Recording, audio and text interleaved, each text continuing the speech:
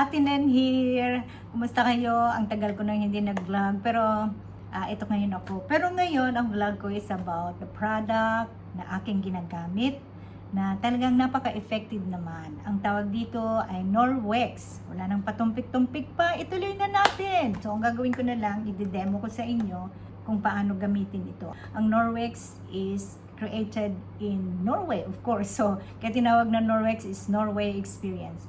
So, ngayon, ipipresent ko sa inyo kung bakit ito na-create or ano ang benefits nito sa atin. Ang Norwex po, it was created 1994, so 30 years plus na. And alam nyo ba na it's a debt-free company and a faith-based company? Doon ako naghumanga sa company ito na kakaiba siya. So, nilikha ito para sa ligtas, mas malinis, at mas murang paggamit. So may mga misconception. Ang sabi nila, ang Norwex napakamahal naman. Ganito ang price niya. Pero alam nyo, ipapakita ko sa inyo na mas lalo kayong makakamura, you will use it cheaper kapag ito ay ginagamit nyo na. At ayon din sa pag-aaral, sa isang taon, nakakagastos tayo ng almost $600 para lang sa panglinis sa bahay at sa iba pang mga properties natin like yung car, caravan, o mobile home. Pero ang Norwex po, dahil sa ito ay nilikha sa microfiber cloths, hindi na natin kailangan gumamit ng mga chemicals dahil meron na po itong kakaibang gamit. At alam niyo ba na minsan sa paggamit natin ng chemicals, lalo lang natin kinakalat yung germs. Minsan akala natin na pag amoy chemicals, ang isang lugar ay malinis. It doesn't mean na smells clean is clean or safe. Ang chemicals na ito ay nagkakaroon ng effect sa ating kalusugan, lalo na sa mga bata. At sa paggamit din po ng microfiber cloths ng Norwex, ito ay maraming nagagawa at nakakatipid tayo sa anumang oras. Ang microfiber cloths po, isahan lang siya. Very quick and wala nang patumpik-tumpik pa. At nalilinis lahat. Meron silang kakaibang agent sa microfiber cloths na ito. Nakakatulong din po ito sa environment kasi naiiwasan nating bumili ng maraming mga chemicals na safe sa environment natin, sa kapaligiran natin, kahit sa bahay or lahat ng pananglilinis natin sa bahay ay puro chemicals. Parang hindi yata safe yun sa ating environment, di ba? Like for example din, ang isang bagay din na nakakasave tayo ng environment, yung paggamit ng paper towel. Makakaiwas tayo ng paggamit na ito. Alam mo, sa paggamit po ng paper towel, ang dami pong mga puno ang napuputol. So, it can save the environment. Kasi minsan ginagamit din natin ito sa paglinis ng floor, sa paglinis ng mga bench. So, gamitin natin ang microfiber cloths. Mas nakakatulong sa atin dahil sa hindi paggamit ng mga bagay na nakakaapekto sa environment. Okay, so ang paggamit po ng Norwex product, it can save money, it can save time, it can save our environment, at lalo pang mas malinis ang ating paggawa sa paggamit ng Norwex product. Okay, ano ba ang sikreto ng Norwex product? Ang sikreto po ng Norwex product, ito po ay My enzyme and probiotic base cleaner. hindi lang ito effective sa paglinis ng mabilisan, kundi ito ay kakatulong pa sa ating kalusugan sa pamamagitan ng hindi paggamit ng chemicals. Ngayon, i-explain ko sa inyo paano bang meron ang Norwex, bakit napaka-effective nito.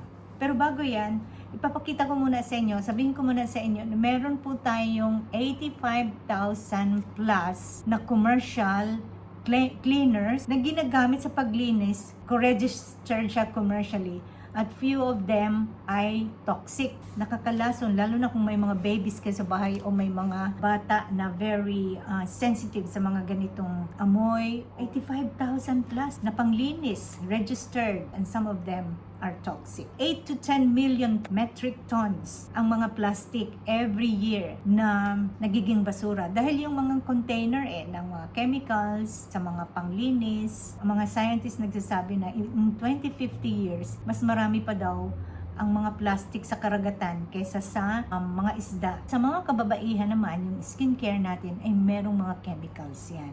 So, hindi ako nagja-judge. I'm not judging other products. I'm just here to inform you or educate you. Kahit ako, ang dami kong natututunan, ang dami kong nare-realize na, wow, ganito pala yun kapag akala natin malinis ang isang lugar pag gumamit tayo ng chemicals. Marami pong mga produkto ang Norwex. Isa na po dito yung SH5, yung Safe Haven 5 kit. Meron pong 5 items dito, 5 product ng Norwex. Sale ito ngayon. So number 1 po ito yung Ultra Power Plus. Ito po yung laundry detergent. Wala po siyang amoy, ginamit ko po siya. At napakalinis nung nilabhan ko. Paggamit po nito, meron pong scoop sa loob. Ang paggamit po is isang load po, half lang nito, half lang ng gagamitin nyo. At marami na kayong matitipid. Yung iba rin sasabing 1 teaspoon, which is tama din naman. So, kulay puti yung powder. Yan. So, 1 kilogram. And I'm sure, makakatipid ako dito dahil every time na bumibili ako sa Kohl's or Woolies, ang bilis maubos. Number 2 ay yung window. Iba-ibang kulay po ito. Window cloths. Ayan. Ang pangatlo ay yung dusting mitt. Dusting mitt. Mamaya ipapakita ko kung paano gamitin to. And the next one is the EnviroCloth, the multi-purpose cloth. Okay? Ginagamit ko na po, kaya ganyan siya. Maganda siya. At last, ay yung mini cleaning paste. Ito lang ang pinamabangong product ng Norwex. Chalky texture siya. Parang nga siyang hindi paste. Pero, ang tawag nila dito ay paste. Nakakalinis ito ng mga rust, nakakaalis ng mga kalawang, nakakaalis ng mga sa stove, o pwedeng maglinis ng mga bagay na sa barbecue thing para maging makintab ulit. Marami siyang gamit. Isang feature po ng Norwex product ay meron po silang tinatawag na parang back lock. Pag may nakita kayo sa cloth na may ganitong back lock, only Norwex has got this. Ito po yung product ng EnviroCloth. It cleans everything, 99% nawawala ang mikrobyo, nawawala ang dumi. So, bakit kailangan nating pag-usapan yan? Pag sinabi pong backlock, so meron din dito. Ito po yung window cloth, meron ding backlock. Halos karamihan po ng product ng Norwex ay backlock. So, ano ba ang backlock? Backlock means it has exclusive trademark technology na tinawag na microsilver antibacterial agent. So, it's embedded on the fiber. And kapag embedded sa fiber, it cleans itself. Kapag tapos mo na siyang gamitin, hinugasan mo ng tubig na warm or cold. Pag pinatuyo mo na siya, it cleans itself. Auto-inhibit yung amoy, yung dust. Ito yung pagkakaiba ng sinasabi ng backlock. Ang galing, no? Hindi mo na kailangan sabunin. Hindi po sinasabon yan. Warm water lang o cold water. Hi, andito ako ngayon sa toilet namin. Siyempre, nakaharap tayo sa mirror kung saan madumi. Merong mga tilangsik or merong toothpaste or lipstick at saka pang makeup. So, gagamitin natin yung EnviroCloth na kung saan may backlock siya. EnviroCloth, wet siya, wet. Punasan natin.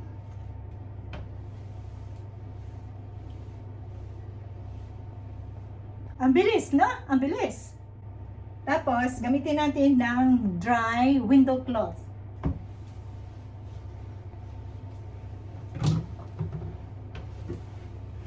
So, yun.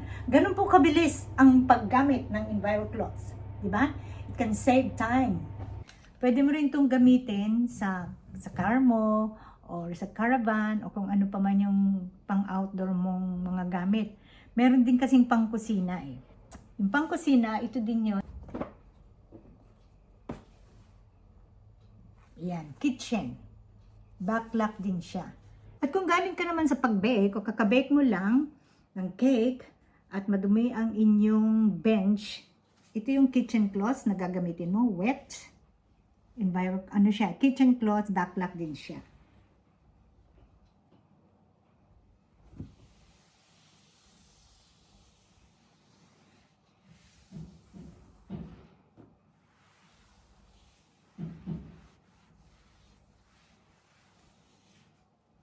Okay, ganun po, kabilis. Hindi mo na kailangang sahurin ng ganyan kasi nakakapulot po siya ng dust o ng dumi. napupulot niya kasi may electrostatic charge siya. Okay? Ito pong dusting mitt, pag ginamit niyo po ito, bago niyo gamitin pala, i-rub niyo po. Rub. O kung may isa pa kayong i-rub niyo. Kasi, electrostatic din po ito. So, lilinisan nyo, mabilis din po itong gamitin. Pag nilinis nyo yung table or yung mga iba pang mga bench o mga cabinets, napakabilis po.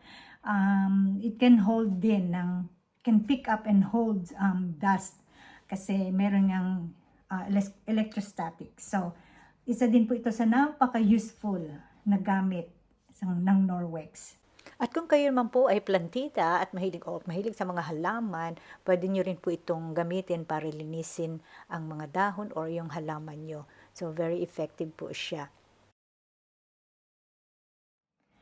Tingnan natin ano ba ang gamit ng cleaning paste na ito. Ipapakita ko po sa inyo kung ano pa ang gamit ng mini cleansing paste at ng EnviroCloth. Permanent marker po yung isusulat natin dito sa cabinet na puti. At gagamitan natin ng wet EnviroCloth at saka paste, mini cleansing paste. Gagawin po natin, maalis po iyan, pupunasan po natin. Ayan.